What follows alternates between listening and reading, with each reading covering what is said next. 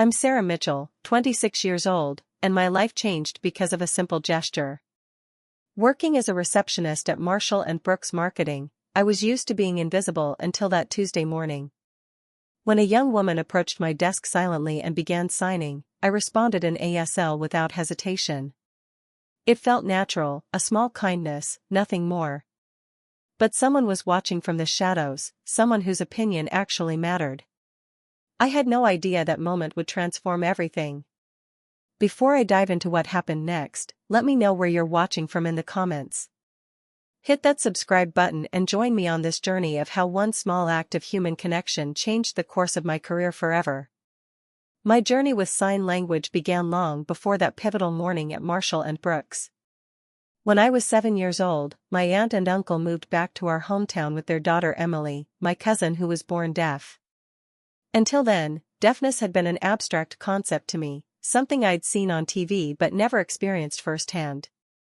Emily was only 6, with bright copper hair and a smile that could light up a room, but I quickly noticed how adults would sometimes talk over her or about her as if she wasn't there. The first time we met, I watched in fascination as Aunt Linda and Uncle Mark moved their hands in beautiful, fluid motions. Emily's eyes tracked every movement, her face lighting up with understanding. When those same adults struggled to communicate with her, Emily's smile would fade, replaced with a look of isolation that broke my young heart. That look became my motivation. I want to talk to Emily, I announced to my parents that night. I want to learn how she talks. My mother, always supportive, bought me children's books on American Sign Language the very next day. What started as childish determination quickly grew into a genuine passion. Emily and I became inseparable. I'd practice signs until my hands cramped, and she'd patiently correct my form, laughing when I accidentally signed something ridiculous. By the time we were teenagers, our conversations flowed as naturally as if we were both speaking aloud. Family gatherings transformed with our growing fluency. Instead of Emily sitting quietly in the corner while conversations swirled around her, I'd interpret the dinner table debates and jokes. Eventually, other family members began learning basic signs too. Uncle Mark tearfully thanked me once, saying, "You built a bridge for our daughter when the rest of us didn't know where to start." Throughout high school, Emily and I remained close. She taught me about deaf culture, introducing me to deaf community events where, for once, I was the one who couldn't understand everyone else. Those experiences gave me a tiny glimpse into her daily reality and deepened my appreciation for the rich culture that existed beyond the hearing world I took for granted. When college applications rolled around, Emily decided to attend Gallaudet University, the world-renowned school for deaf and hard of hearing students. I chose State University to study business administration, dreaming of a corporate career where I'd use my sign language skills to advocate for accessibility. We promised to stay in touch, and we did, through weekly video calls where our hands flew in animated conversation. College passed in a blur of exams, internships, and social events. I joined the ASL club on campus, keeping my skills sharp and making friends with students pursuing interpreter certification. While I never wanted to become a professional interpreter, I loved being the unofficial bridge between the deaf and hearing communities at campus events. Reality hit hard after graduation. The job market was brutal, especially for new graduates with limited experience. My dreams of corporate advocacy work faded as application after application disappeared into the void. My student loans weren't going anywhere, and neither, it seemed, was my career. After 6 months of rejections and temporary positions, I landed an interview at Marshall & Brooks Marketing, a prestigious firm known for cutting-edge campaigns and a client list that included several Fortune 500 companies. The position? Receptionist. "It's just a foot in the door," I told Emily during our weekly call. "Once I'm inside, I can prove myself and move up." Emily's hands moved rapidly. "Don't let them make you feel like you're just a receptionist. You're Sarah Mitchell, and you have skills they don't even know about yet." I clung to that encouragement during my first months at Marshall & Brooks. The reality of corporate life proved far different from my college expectations. The office culture was sleek, competitive, and often coldly efficient. As receptionist, I answered phones, greeted visitors, sorted mail, and maintained the front office. Basic tasks that barely scratched the surface of my capabilities. The marketing executives would breeze past my desk each morning, some offering a distracted good morning, others not acknowledging me at all. I'd watch them disappear into glass-walled conference rooms for meetings where big decisions happened, feeling increasingly invisible despite sitting at the literal front of the company. James Reynolds, the CEO, was practically a mythical figure.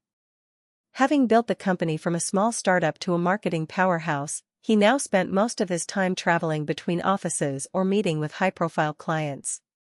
When he did appear, employees straightened their posture and lowered their voices. I'd seen him perhaps 3 times in 6 months, always from a distance, always surrounded by his executive team. My daily routine became a monotonous cycle: arrive at 7:30 a.m. to prepare the reception area and conference rooms, manage the constant flow of calls and visitors, eat lunch at my desk while covering the phones, then spend afternoons processing mail and handling administrative tasks until 5:30 p.m. The work was steady but unfulfilling, using almost none of the skills I'd worked so hard to develop. At night, I'd return to my small apartment, where the walls were decorated with my unused business degree and photos of Emily and me at her Gallaudet graduation. Sometimes I'd find myself practicing sign language in front of the mirror, just to remind myself of the abilities I possessed that no one at work could see. Be patient, my mother advised during our Sunday phone calls. Everyone has to pay their dues. But as weeks turned into months with no movement up the corporate ladder, my patience was wearing thin. I updated my resume, browsed job listings, and wondered if I'd made a mistake in accepting a position so far below my qualifications. What I didn't realize was that opportunity doesn't always announce itself with a promotion or title change. Sometimes it arrives silently, without warning, in the form of a visitor who communicates differently from everyone else. That Tuesday started like any other, hectic, loud, and filled with the usual parade of marketing executives rushing to their morning meetings.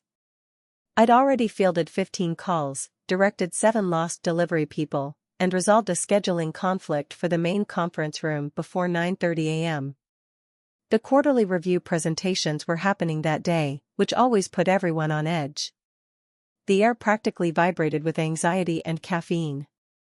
I was updating the visitor log when movement at the front door caught my eye. A young woman about my age entered, carrying a portfolio case and looking around with the slightly hesitant expression I'd come to recognize in first-time visitors. Her dark hair was pulled back in a sleek ponytail, and she wore a professional navy blue dress with a geometric patterned scarf.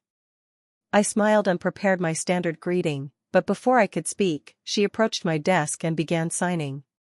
"Hello, I'm Sofia Garcia. I have an interview with the creative department at 10 o'clock. Without thinking, my hands instinctively responded in ASL, "Welcome to Marshall & Brooks. I'm Sarah, the receptionist. I'm happy to help you." The look of surprise and then relief that washed over her face was immediate. Her shoulders relaxed, and her signing became more natural and fluid as she explained she was interviewing for a graphic designer position. "You signed so well," she commented, her expressions animated. "Most places I interview, I have to use my phone to type messages back and forth." "My cousin is deaf," I explained, my fingers flowing through the familiar patterns. "We grew up together, so it was like learning a second language naturally."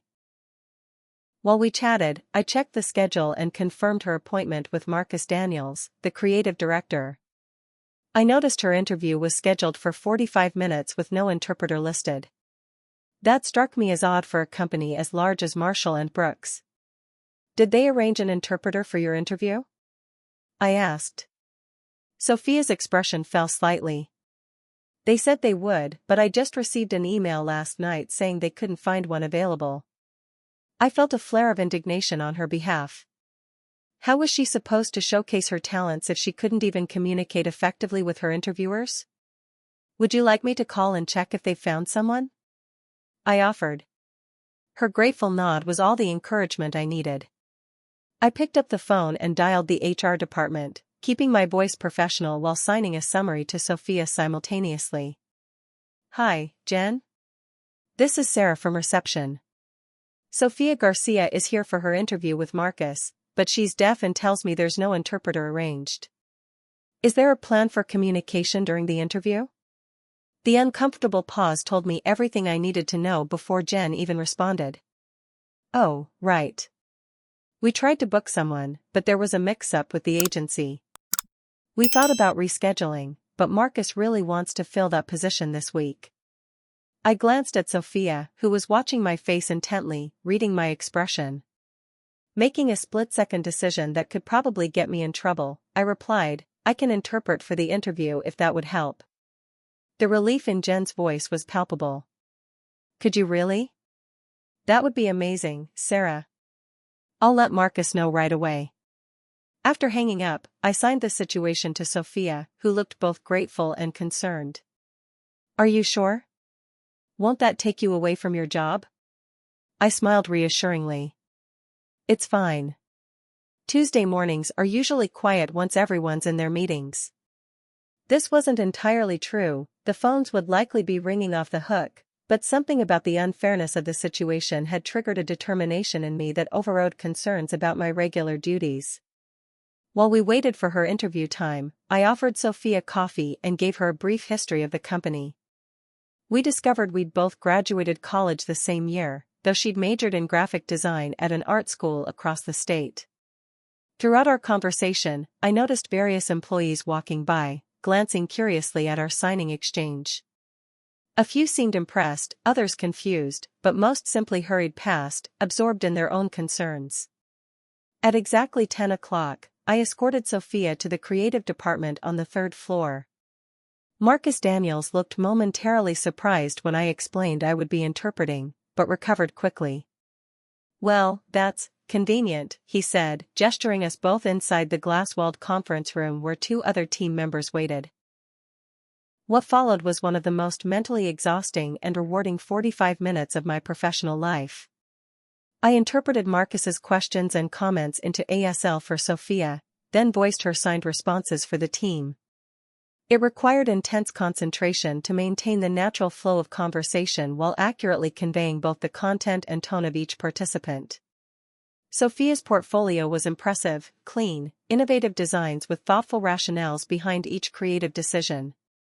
As the interview progressed, I could see the initial awkwardness from the creative team dissolve into genuine interest in her work. They began directing questions to her directly rather than to me, a subtle but important shift that acknowledged her presence as a professional. When Marcus asked about her experience working with tight deadlines and challenging clients, Sofia shared an anecdote about a difficult project that had nearly fallen apart. She described how she'd salvaged it through persistence and creative problem-solving, her hands painting the story in expressive signs that I did my best to capture verbally for the others. During a moment when the team was reviewing her digital portfolio on the conference room screen, Sofia caught my eye and signed a quick thank you when the others weren't looking. I nodded slightly, feeling a connection with her that transcended our impromptu professional relationship. As the interview concluded, Marcus seemed genuinely impressed. Your work is excellent, Sofia. We have a few more candidates to interview, but we'll be in touch very soon. I interpreted this and then added, without being asked, if you need an interpreter for any follow-up interviews or onboarding, please give more notice so we can ensure someone professional is available. I kept my tone pleasant but firm. Marcus raised an eyebrow but nodded. Of course. Thank you both. As I escorted Sofia back to reception, she stopped by the elevator and signed, You didn't have to do that. Most people wouldn't have bothered. I shrugged and replied, Everyone deserves the opportunity to be evaluated on their talents, not their differences. It wasn't a big deal. But the way she looked at me, with a mixture of gratitude and something like respect, made me realize that perhaps it was a bigger deal than I'd allowed myself to acknowledge. We exchanged contact information, and I genuinely wished her luck with the position before she left. Returning to my desk, I discovered 6 voicemails and a stack of packages that had arrived during my absence.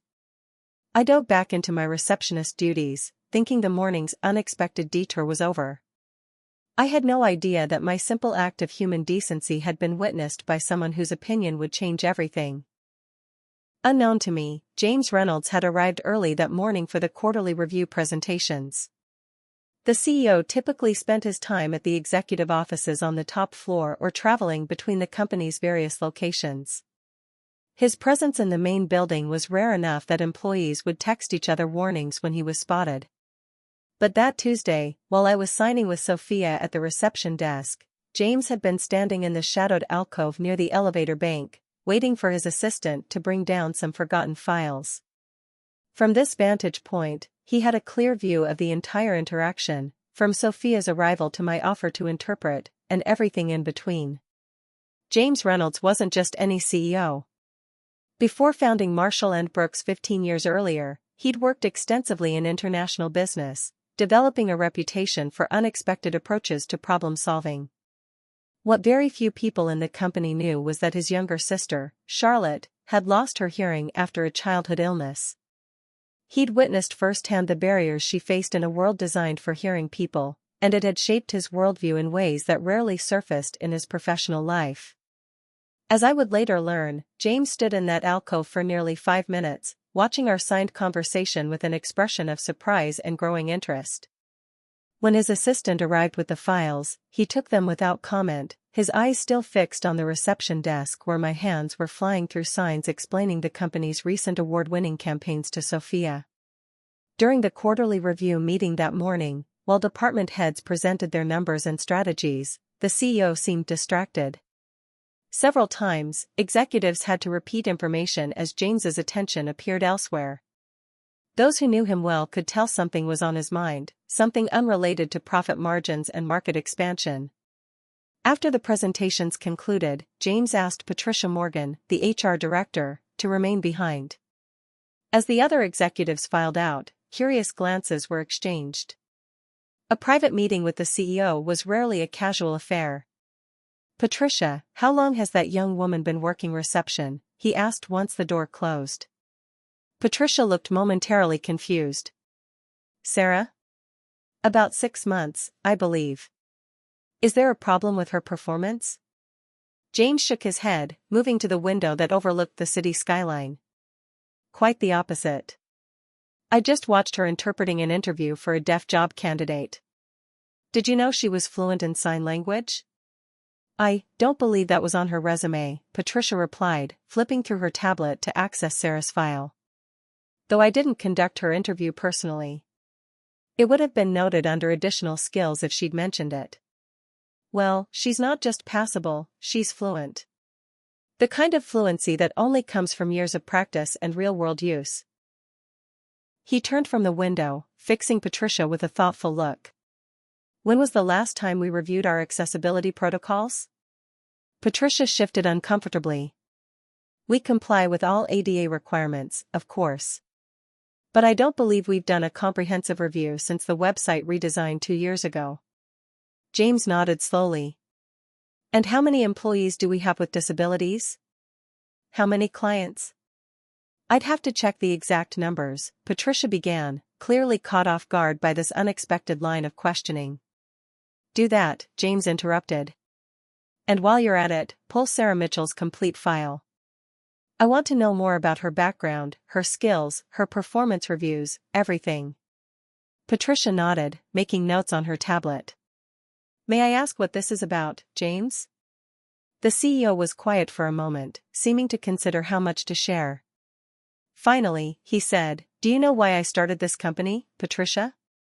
"To disrupt the traditional marketing model," she answered promptly, quoting the story that had been featured in countless business profiles. James smiled slightly. "That's the public version. The truth is, I watched my sister Charlotte, who is brilliant, by the way, get rejected from job after job because companies couldn't see past her deafness. I founded Marshall & Brooks with the idea that we would judge people solely on their talents and what they bring to the table." His expression hardened. "Somewhere along the way, I think we've lost sight of that foundational principle." Patricia looked startled. "I didn't know about your sister." "Few people do. I've kept my family separate from the business." He turned back to the window. "This morning, I watched a receptionist, someone most of the executives probably couldn't name if asked, step up and ensure a deaf candidate had a fair interview. No fanfare, no special recognition. She just saw a need and filled it. That's commendable, Patricia said carefully. It's more than commendable. It's exactly the kind of thinking we need more of. James turned back, his decision apparently made.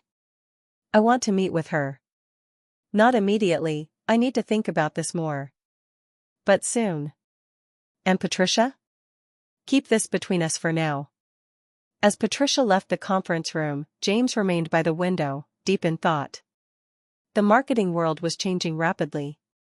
Consumers were increasingly supporting brands that demonstrated authentic social responsibility, not just performative gestures. What if Marshall & Brooks could position itself at the forefront of true inclusivity in the industry? But beyond the business opportunity, James was thinking about his sister Charlotte. How different might her career have been if she'd encountered more people like Sarah Mitchell along the way? People who didn't see deafness as a problem to be accommodated, but simply as another way of experiencing the world? He made a decision then, though I wouldn't learn about it until later. The company was about to change direction, and somehow, improbably, I had inadvertently set those wheels in motion. Meanwhile, I continued answering phones and greeting visitors at the reception desk, completely unaware that I had been seen, really seen, for perhaps the first time since joining the company. The next few days passed with an odd undercurrent I couldn't quite identify. I continued my usual receptionist duties, answering calls, greeting visitors, managing deliveries, but something felt different in the office atmosphere. It started with small things. Marcus Daniels, who had previously breezed past my desk with barely a nod, stopped to chat on Wednesday morning. That was really something yesterday, with the interpretation, he said, leaning against my desk in a casual way that felt anything but. Where did you learn to sign like that? I explained about growing up with Emily, keeping it brief since the phones were already lighting up. Well, it was impressive. Really saved us with that interview. He hesitated, then added, you know, if you're ever interested in opportunities beyond reception, you should let me know. The creative team could use someone with your unique skills. Before I could ask what he meant, his phone buzzed, and he hurried off to a meeting. I stared after him, bemused by the unexpected interaction. In 6 months, this was the longest conversation we'd ever had. That wasn't the only strange occurrence. Patricia Morgan from HR, whom I'd only met during my initial interview, suddenly appeared at my desk Thursday afternoon with a coffee. Thought you might need this, she said, placing the cup beside my keyboard. Cream and 1 sugar, right? I thanked her, astonished that she knew my coffee preference. Just checking in, she continued. Everything going well at reception? Any challenges or concerns? Everything's fine, I replied cautiously. Is there something specific I should be addressing? No, she assured me quickly. Just making the rounds, checking in with staff. You've been with us 6 months now, practically a veteran. She laughed a bit too enthusiastically, and I forced a smile in return, increasingly confused by this sudden attention. The most disconcerting moment came Friday morning when I opened my email to find a meeting request for the following Wednesday. The subject line read simply, Special Projects Discussion, and the attendees included not only Patricia Morgan but also James Reynolds himself, along with the Chief Operating Officer and the Director of Client Relations. I stared at the screen, certain there had been some mistake. Why would the CEO and top executives want to meet with me? My first panicked thought was that I'd unknowingly violated some company policy by interpreting for Sophia. Perhaps there were liability issues I hadn't considered. I nearly called HR to point out the obvious scheduling error but hesitated. What if this wasn't a mistake? What if questioning it made me look foolish or, worse, ungrateful for whatever opportunity this might represent? Throughout the day, I kept checking my email, half expecting a follow-up message explaining the error or canceling the meeting. None came. By the time I left work, my stomach was in knots. That evening, I called Emily for our weekly video chat, desperately needing her perspective. Something weird is happening at work, I signed after our initial greetings. I explained the sudden attention, the unexpected meeting invitation, the strange behavior from people who had previously barely acknowledged my existence. Emily's eyes narrowed thoughtfully as she considered my story. "What exactly did you interpret during the interview?" she asked. I ran through the topics covered, the questions asked, Sophia's responses. "Did you say anything that might have been controversial? Or maybe extremely insightful about the business?" I shook my head. "I just interpreted what Sophia signed. Though." I paused, remembering. At the end, I did add a comment about needing more notice for interpreters in the future. But I said it professionally. Emily's hands flew in excited signs. "That's it. You stood up for a deaf candidate. You showed initiative and values. Someone important must have noticed." "But why would the CEO be involved?" "It wasn't that big a deal," I protested. Emily gave me a look I recognized from childhood, the one that meant I was missing something obvious. "Sarah, you've been complaining for months that no one sees your potential. Maybe someone finally did. Don't sabotage this opportunity before you even know what it is." Despite Emily's encouragement, anxiety gnawed at me throughout the weekend. I'd had a previous job where showing initiative had backfired spectacularly. During my junior year of college, I'd worked part-time at a small insurance office. When I suggested improvements to their filing system and client communication process, my supervisor had interpreted it as criticism of her management. 2 weeks later, I was let go for not being a good cultural fit. That experience had taught me a painful lesson about staying in my lane, especially as a new employee. Had I made the same mistake again by stepping outside my receptionist role? By Monday morning, the office was buzzing with another kind of tension. Rumors were circulating about a major company announcement coming soon. I overheard fragments of speculation as executives passed my desk. Complete restructuring of the creative division. New direction for the entire firm. Never seen James this energized about a project. None of it seemed connected to me or my mysterious upcoming meeting, which was somewhat reassuring.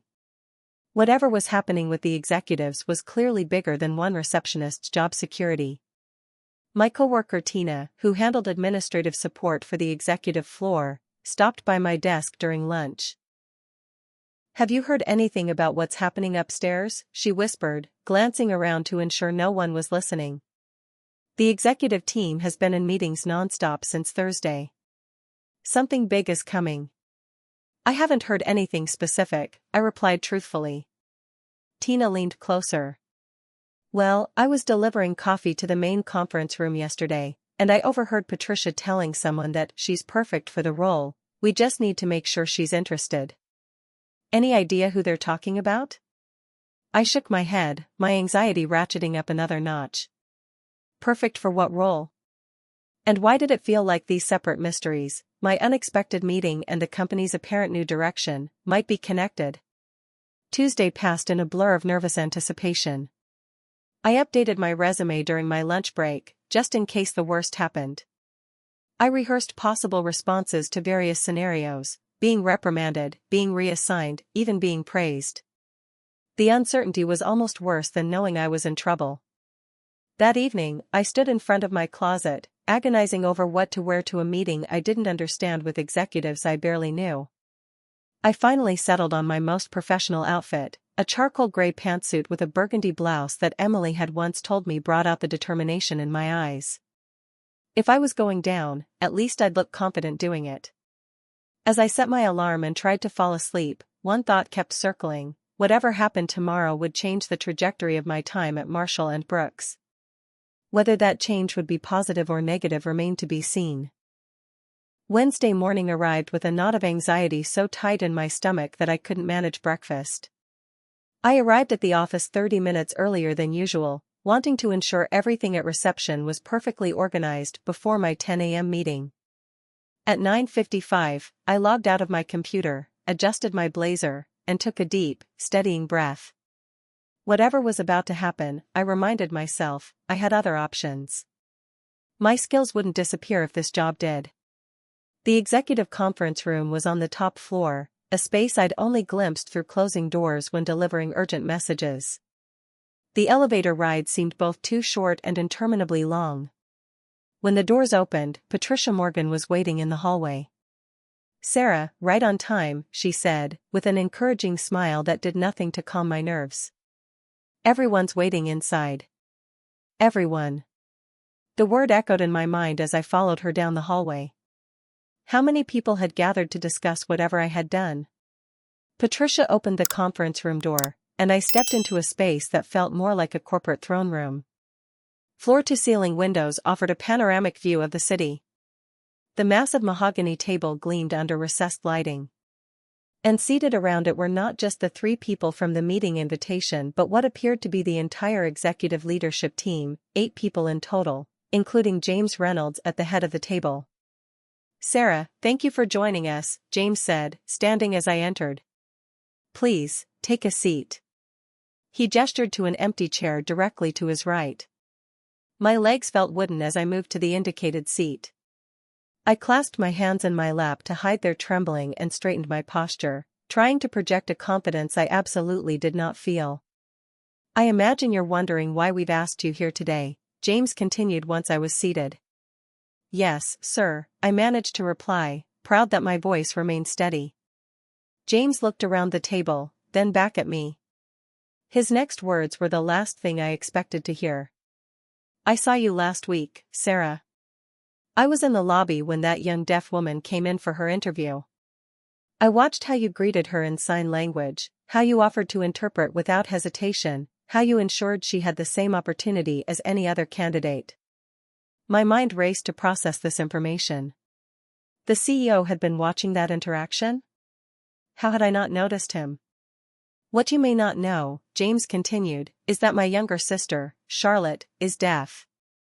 She lost her hearing when she was 5 years old." The revelation hung in the air for a moment as I tried to connect the dots between this personal information and my presence in this meeting. Growing up, I watched Charlotte struggle not because of her deafness, but because of how the world responded to it.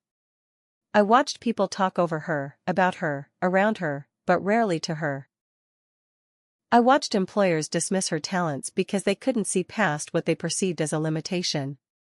His voice carried an emotion I wouldn't have expected from the typically stoic CEO. "When I founded this company," he continued, "I promised myself we would be different.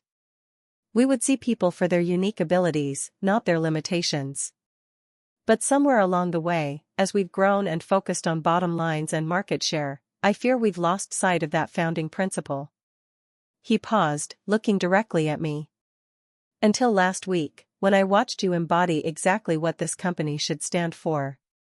My throat tightened with unexpected emotion. "I was just doing what seemed right," I said softly. "Exactly," James replied with surprising intensity. "You saw a need and you filled it. You used skills that none of us even knew you possessed. You ensured someone had equal access and opportunity without being asked, without expecting recognition or reward." He stood and walked to the window, hands clasped behind his back. "It made me realize how far we've drifted from our original vision. And it's inspired a new direction for Marshall and Brooks." He turned back to face the table. "We're launching a comprehensive accessibility and inclusion initiative. Not just as a marketing angle or for good PR, but as a fundamental restructuring of how we operate internally and how we serve our clients." Several executives nodded, while others looked slightly uncomfortable with this apparent shift in priorities. "Which brings me to why you're here, Sarah," James said, returning to his seat. "We want to offer you a new position within the company. We'd like you to become our first director of accessibility and inclusion." The room seemed to tilt slightly as his words registered. "I'm sorry, what?" Patricia slid a folder across the table toward me. "We've drafted a job description based on what we envision for the role. Essentially, you would lead our efforts to make Marshall and Brooks a leader in accessible marketing and inclusive workplace practices." I opened the folder with unsteady hands, scanning the document inside. The responsibilities included developing accessibility standards for client campaigns, implementing inclusive hiring practices, creating training programs for staff, and serving as the company's ambassador for disability inclusion initiatives. And there, at the bottom of the page, was a salary figure that made my eyes widen, more than triple what I currently made as a receptionist. I don't understand, I stammered, looking up from the paper. I'm not qualified for this. I don't have a background in disability advocacy or corporate inclusion programs.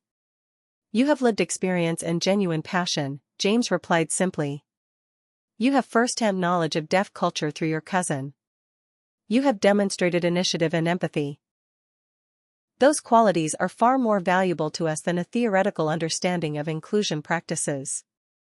The Chief Operating Officer, David Chen, spoke up for the first time. We would, of course, provide resources for professional development.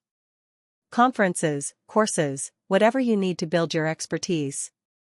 I glanced around the table, still struggling to process what was happening. But why me? Surely there are people with more experience in this field. James leaned forward, his expression serious. Because you didn't interpret for Sophia to advance your career or impress anyone. You did it because it was the right thing to do. That authentic commitment to inclusion is precisely what we need leading this initiative. The Director of Client Relations, Michelle Torres, added, plus, you already know our company culture and client base. You understand our industry. That contextual knowledge is invaluable. My mind raced through objections, reasons to decline what seemed too good to be true. What about my current position? Reception is a critical function. We'll hire and train a replacement, Patricia assured me. We wouldn't expect you to maintain both roles. This is overwhelming, I admitted, my voice small against the enormity of the opportunity before me. We don't need an answer today, James said kindly. Take the proposal home, review it, think about whether this is a direction you're interested in pursuing. We can meet again on Friday to discuss your decision. As the meeting concluded and I prepared to leave, James asked me to stay behind for a moment.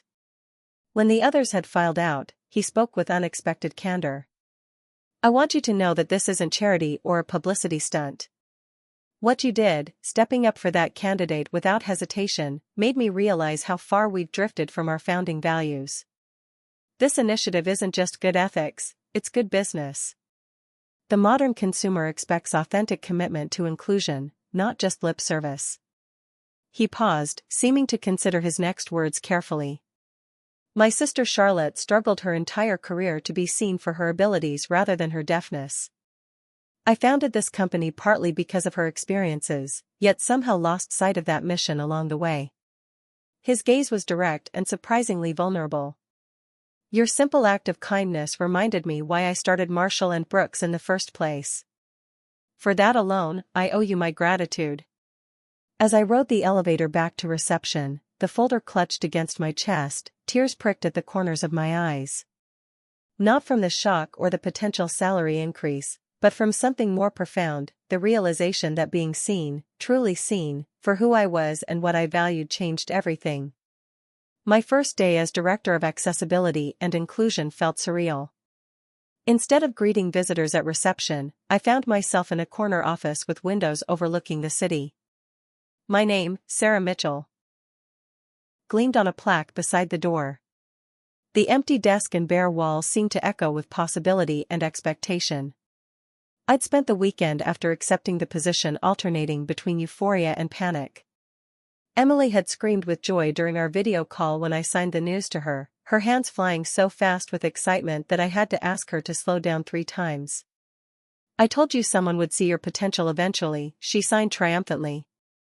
But what if I fail? I replied, my hands betraying my anxiety with their slight tremor. What if this is a huge mistake? Emily's expression grew serious. Sarah, you've been bridging worlds since we were kids. This is just a bigger bridge. Those words became my mantra during those first overwhelming weeks in my new role. My initial task was remarkably straightforward, meet with Sophia Garcia, who had indeed been hired as a graphic designer, to discuss her onboarding experience. James had suggested this as a practical starting point, learning firsthand about the challenges faced by an employee with a disability at Marshall and Brooks. Sophia's surprise at seeing me in an executive capacity quickly turned to delight when I explained my new role. So that's why they hired an interpreter for my second interview, she signed, her expression brightening with understanding. I wondered what changed. Our conversation revealed numerous small barriers Sophia had already encountered: training videos without captions, a team communication system that relied heavily on impromptu voice calls, emergency protocols that depended on audible alarms. None of these are impossible to overcome, Sophia explained, but each one reminds me that this workplace wasn't designed with someone like me in mind. I took detailed notes, already seeing the outline of my first initiative forming. By the end of our meeting, Sophia had agreed to be part of an accessibility advisory group, the first step in what would become a company-wide transformation. The learning curve was steep. I spent evenings researching ADA compliance, inclusive design principles, and best practices for workplace accessibility. I reached out to disability advocacy organizations, many of which were surprised and encouraged by a marketing firm taking such a proactive approach. I enrolled in online courses about universal design and disability rights legislation. One of my earliest and most popular initiatives was offering ASL classes for interested employees. To my surprise, over 30 people signed up for the first session, including James Reynolds himself. My signing is rusty, he admitted during the first class. I used to be much more fluent when Charlotte and I lived in the same city. Watching executives and entry-level employees alike practicing fingerspelling and basic greetings created a sense of community that transcended the usual corporate hierarchy. People from different departments who rarely interacted found themselves laughing together over mistaken signs and celebrating small victories in communication. Not everything went smoothly, of course. Some department heads viewed the new accessibility requirements as unnecessary burdens on their already tight deadlines. When I mandated that all client presentations include alt text for images and properly structured documents for screen readers, I received pushback from several creative directors.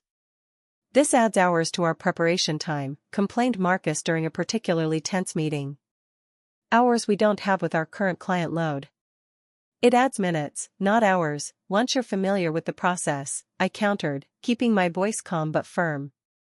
"And those minutes make our work accessible to millions of potential consumers with disabilities." James, who had been quietly observing the exchange, leaned forward. "Marcus, this isn't optional. Either we commit to accessibility as a core value, or we don't. And Marshall & Brooks has made that commitment." His unequivocal support silenced further objections, though I knew winning hearts and minds would take more than executive mandates. The real breakthrough came 3 months into my new role when we hosted a client presentation for a major sportswear company. For the first time, we included an ASL interpreter, not me. I'd hired a professional service, real-time captioning, and materials in multiple accessible formats. The client's marketing director, who had arrived using a mobility scooter, was visibly moved by these accommodations. "I've been in marketing for 20 years, she told me afterward, "and this is the first agency presentation where I haven't had to ask for accommodations or struggle to access the materials." You have no idea what that means. That client not only signed with us but became our most vocal advocate, referring 3 new major accounts to Marshall & Brooks within 6 months, specifically citing our commitment to accessibility as the deciding factor. Success stories like this helped convert the skeptics within the company. Gradually, what had begun as compliance with my guidelines evolved into genuine engagement with the principles of inclusive design. Creatives began considering accessibility from the concept stage rather than as an afterthought, recognizing that constraints often sparked innovative solutions that improved the final product for everyone. My relationship with James evolved from nervous deference to mutual respect. He invited me to join the executive leadership team meetings, valuing my perspective on company-wide initiatives beyond just accessibility concerns. In quiet moments, he would sometimes share stories about Charlotte and her experiences, each one reinforcing why our work mattered. "She's coming to visit next month," he mentioned casually one afternoon, 6 months into my new role. "She wants to see what we're doing here. And to meet you, of course."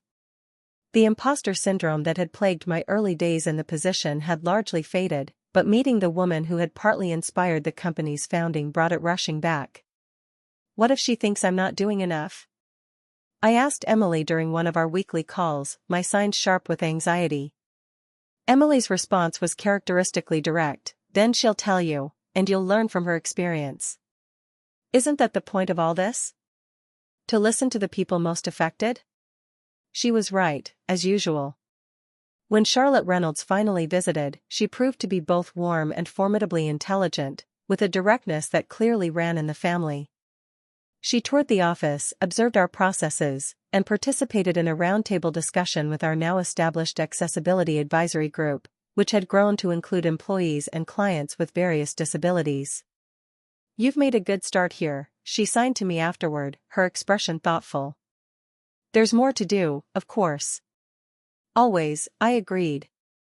"But you understand the most important thing, that inclusion isn't about charity. It's about recognizing value that others miss." She glanced toward her brother, who was deep in conversation with Sophia across the room. "James finally gets it too. Better late than never." The company's transformation extended beyond internal policies. Our marketing campaigns began featuring more diverse representations of people with disabilities, not as inspirational stories or tokens, but as normal consumers using products in their daily lives. We developed expertise in creating accessible digital content, which became a unique selling point for our agency. 6 months into this journey, Marshall & Brooks hosted its first fully accessible industry event, a marketing conference where every aspect from registration to presentations to networking opportunities was designed with inclusion in mind. The positive press coverage was extensive, but more meaningful was the feedback from attendees with disabilities who described it as the first professional event where they had felt fully included. Standing at the back of the conference hall, watching an ASL interpreter signing the keynote speech while real-time captions scrolled on screens throughout the room, I felt a profound sense of pride. Not just in what I had accomplished personally, but in how one organization could model a different way of operating in an industry not known for its inclusivity. "Quite a change from answering phones at reception," James commented, appearing beside me. I smiled, thinking of the nervous young woman who had once felt invisible at the front desk. "It turns out being seen changes everything," I replied. 1 year after that pivotal morning when I greeted Sophia in sign language, I stood at a podium in front of industry leaders at the National Marketing Association's annual conference. The topic of my presentation, "Beyond Compliance: How Authentic Inclusion Drives Business Success." From my vantage point on stage, I could see Sophia sitting in the front row, now leading our company's accessible design team. Beside her sat several members of our accessibility advisory group, including 2 clients whose businesses had flourished through campaigns that reached previously untapped markets of consumers with disabilities. In the 6 months since the company's first accessible conference, Marshall & Brooks had undergone a remarkable transformation. Our client roster had grown by 30%. Our campaigns had won several industry awards specifically recognizing our innovative approach to inclusive marketing. And most significantly, we had become known as the go-to agency for brands wanting to authentically connect with the disability community, a market segment with over $1.9 trillion in disposable income globally. "Inclusion isn't just the right thing to do," I told the attentive audience. "It's smart business. When you design for the margins, you improve the experience for everyone." I shared case studies of campaigns we'd created, the measurable results they'd achieved, and the principles that guided our approach. As I spoke, I realized how much I had grown in confidence and knowledge since those early days in my new role when I'd felt like an imposter in the executive meetings. After my presentation, during the networking reception, James Reynolds approached with a woman I recognized from industry publications, the CEO of one of the largest consumer goods companies in the country. "Sarah, I'd like you to meet Victoria Chen," James said, his pride evident. "She's interested in discussing how Marshall & Brooks might help her company develop a more inclusive marketing strategy." As we exchanged business cards, Victoria remarked, "James tells me you're the reason Marshall & Brooks took this direction. That it all started with you greeting a deaf job candidate in sign language." I smiled, thinking how strange it was that such a small moment had catalyzed such profound change. "Sometimes the most meaningful connections happen when we simply meet people where they are," I replied. Later that evening, I had dinner with Emily, who had flown in specifically to attend my presentation. As we sat in the restaurant, our hands flying in animated conversation, I noticed other diners occasionally glancing our way, not with the discomfort or curiosity I'd experienced in the past, but with simple acceptance. Did you ever imagine this is where we'd end up when we were kids learning sign language in your backyard? I asked her. Emily smiled, her signs thoughtful. I always knew you'd do something meaningful with your skills. You never saw my deafness as a problem to solve, you saw it as a different way of being human. Her words crystallized something I'd been feeling but couldn't quite articulate. That's it exactly. The biggest barrier isn't physical differences or communication challenges, it's being seen as a problem rather than a person. In the years since my promotion, I'd learned that true inclusion starts with this fundamental shift in perspective, seeing differences not as deficits to be accommodated but as variations that enrich the human experience. This perspective had transformed not just my career but my understanding of leadership itself. The following Monday, back at Marshall & Brooks, I met with James for our regular strategy session. The company had continued to evolve, with accessibility and inclusion now woven into every aspect of our operations. What had begun as a specialized initiative under my direction had become part of our organizational DNA. I have something for you, James said, sliding a folded newspaper across his desk. It was open to a feature article about Marshall & Brooks, highlighting our journey to becoming leaders in inclusive marketing. The headline read, "How One Small Act of Inclusion Transformed an Industry Giant." Not bad for a former receptionist, James remarked with a smile. I thought about how different my life might have been if I hadn't used my sign language skills that day, or if James hadn't been in the lobby to witness it. So much of what followed had been the result of that single moment of authentic connection. You know what's funny? I said. When I was at reception, I spent so much time feeling invisible, wishing someone would notice my potential. But what ultimately got me noticed wasn't trying to impress anyone, it was simply being myself. James nodded thoughtfully. Most people spend their careers trying to hide what makes them different. But it's precisely those differences that create the most value, both for individuals and for organizations smart enough to recognize them. As I left his office, I passed the reception desk where I had once sat, now staffed by a young man named Miguel who was teaching himself ASL through our company classes. Beyond him, I could see the open workspace where our diverse team of marketers, designers, and strategists collaborated, including people with various disabilities whose talents might have been overlooked at other companies. In that moment, I understood that the most powerful change hadn't been my personal career advancement, but how one small ripple of inclusion had generated waves that continued to expand outward, transforming not just our company but potentially our entire industry. The journey that began with a simple signed greeting had become something far greater than I could have imagined. It reminded me that we never know when a small act of human connection, seeing someone for who they truly are and meeting them where they are, might change everything, not just for ourselves but for countless others. So I ask you, what unique skills or perspectives are you bringing to your work that might seem ordinary to you but could be extraordinary to others? Have you ever had a moment where being authentically yourself created unexpected opportunities? Share your experiences in the comments below. I'd love to hear how your differences have become your strengths. If this story resonated with you, please hit the like button and subscribe to my channel for more real-life stories about finding meaning and creating change in unexpected places. And if you know someone who might need this reminder that their unique abilities matter, share this video with them. Thank you for joining me on this journey. Remember that sometimes the very things that make us different are the things that allow us to make the biggest difference.